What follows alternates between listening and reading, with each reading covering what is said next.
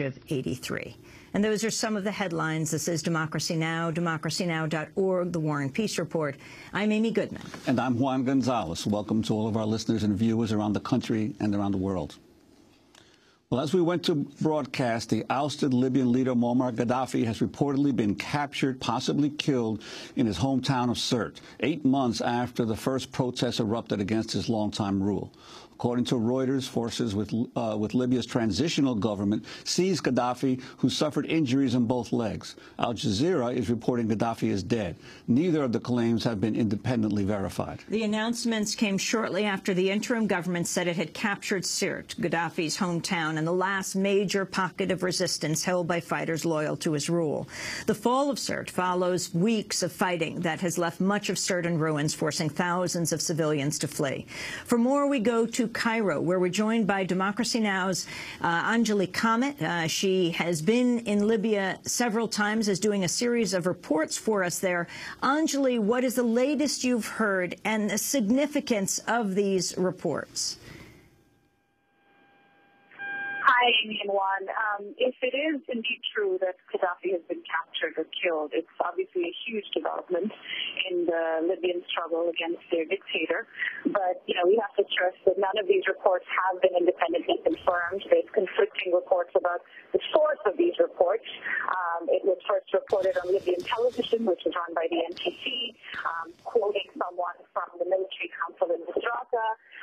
Some sources have quotes from NTC officials, others don't. So I think it's important to just be what we actually know. In the coming hours, I'm sure we'll have a better sense of whether Muammar Gaddafi is indeed captured and dead or alive. But in some ways, and building off of what I heard from people from my visit last month, even to Tripoli, Gaddafi is in some ways irrelevant. In the larger sense, the bigger development of today might be the capture of his birthplace, the town of Sirte, that you just mentioned in the lead. This is important because the capture of Sirte marks the end of the war in Libya and brings up a major transition to the official transitional period.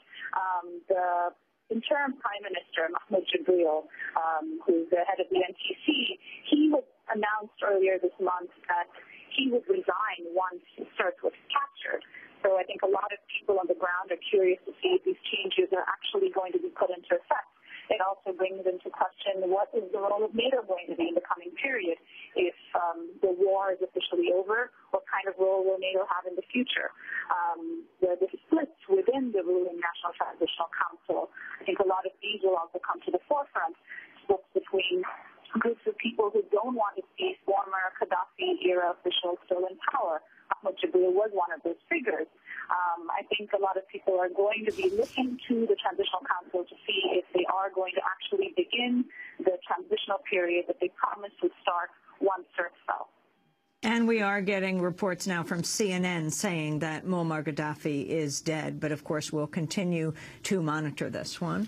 Yes, well, Anjali, the battle for Sirte took a lot longer than anyone had expected, indicating at least that the fighters around Gaddafi were determined to fight to the end. Your sense of how that fight developed, and also how this transitional council, which obviously has all kinds of ideological differences among themselves, what the governance structure will look like in Libya in future months as the different groups within Libya battle to have influence over the new government.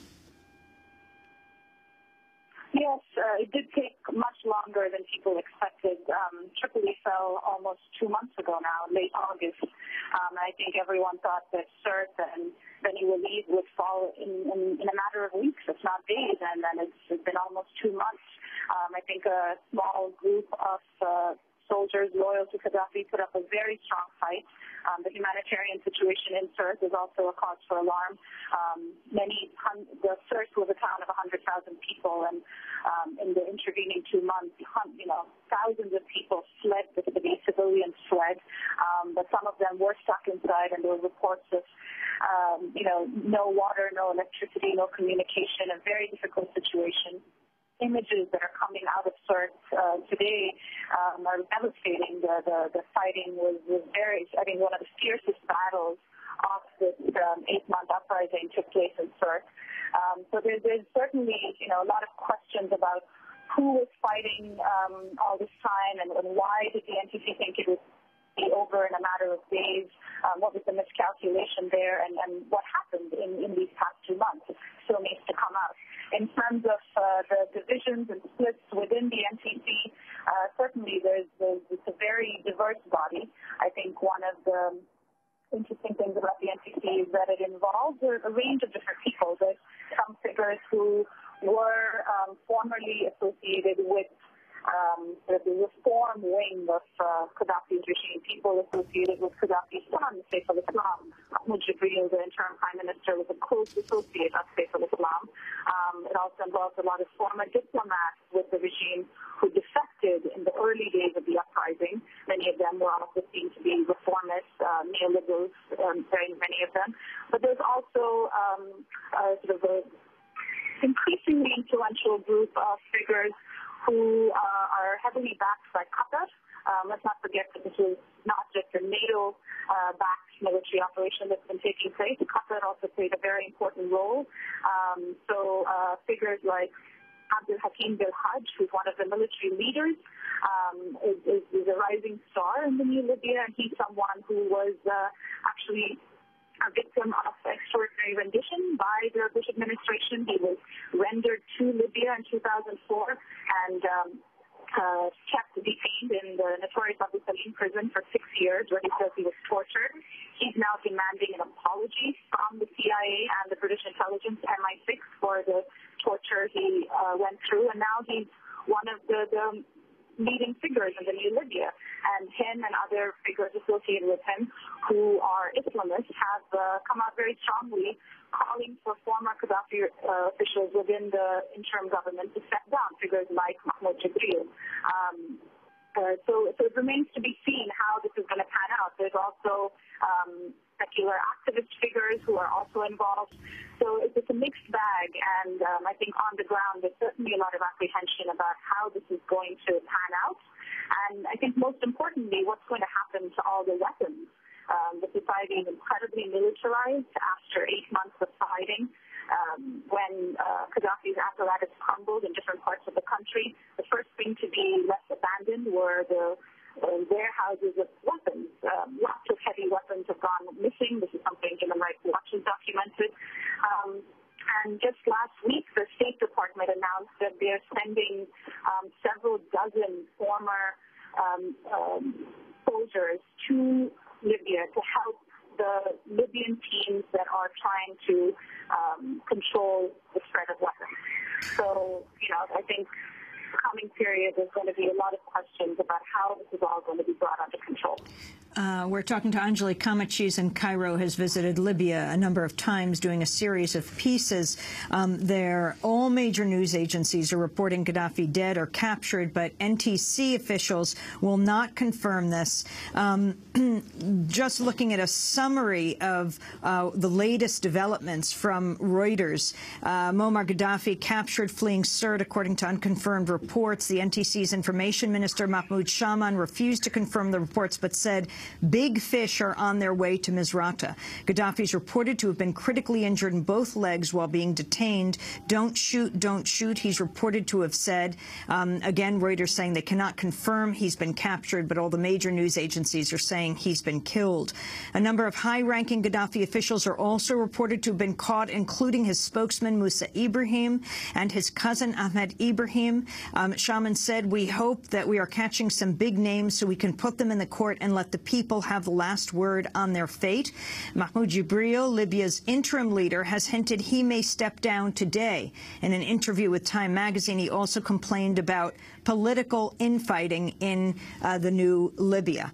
And again, from Reuters, from The Guardian, reports that Muammar Gaddafi is dead.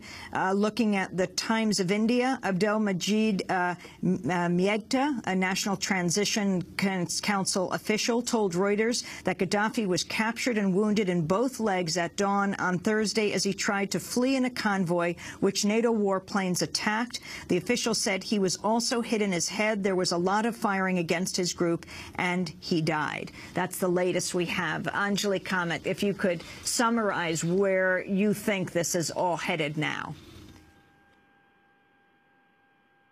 Well, I think hopefully we'll get some confirmation in the coming hours or days about Gaddafi, what exactly has happened to Gaddafi. He is indeed captured or dead. Let's not forget that until recently, all reports indicated that he was potentially in the south of the country, near the border with Algeria. So it's a bit surprising to see that he suddenly popped up in Sirte again. But it's a huge development. This is a man who ruled Libya for 42 years, increasingly with a greater amount of terror. People now remember Gaddafi largely across the country as a man who ruled them with an iron hand.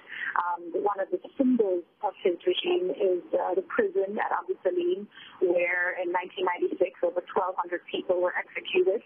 A lot of people in Libya that I spoke to actually said they didn't want him dead. They wanted him to be captured alive, and they wanted to see him go on trial inside Libya.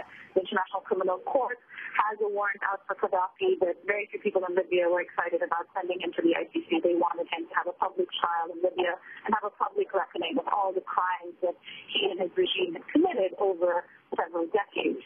At this point, moving on forward, I think the biggest question is what is going to happen to the new Libya? How is this going to change the governing structure of the interim authorities? Who's going to come up? Who's going to be in charge? What's going to happen to former Gaddafi-era officials who have been leading the NPC? And does this mean the rise of new figures within the interim authorities? And what does this mean for a country that's been brutalized by 8 years, 8 months of war and severe weaponization and militarization? And his sons, Anjali. Well, the sons, there's also conflicting reports about, there's no reports right now about what's happened to arguably his most famous son, Saif al-Islam. But Muammar Gaddafi, there have been reports that he was captured a few days ago, and there's reports of a high-value prisoner within Misrata, which they are Muammar. In fact, the reason for being captured is that we're having a little trouble understanding you. I think there's something conflicting whether or not there's a high level of Anjali, we're going to have to leave it there because you're breaking up. But thank you very much for your reports. And I highly encourage people to go to our website at democracynow.org to see Anjali Kamat's last report from Libya. Her next one, we will be broadcasting this next week. Anjali Kamat, Democracy Now! Correspondent, speaking to us now from Cairo, Egypt. Again, the latest news. All major networks are saying that Muammar Gaddafi is dead. Again, this is, though, unconfirmed. NTC officials have yet to finally confirm this. The word is he was fleeing from Sirte, was first shot and then killed. But again, this is unconfirmed, and we'll bring you the latest through this broadcast. This is Democracy Now!, democracynow.org, The War and Peace Report.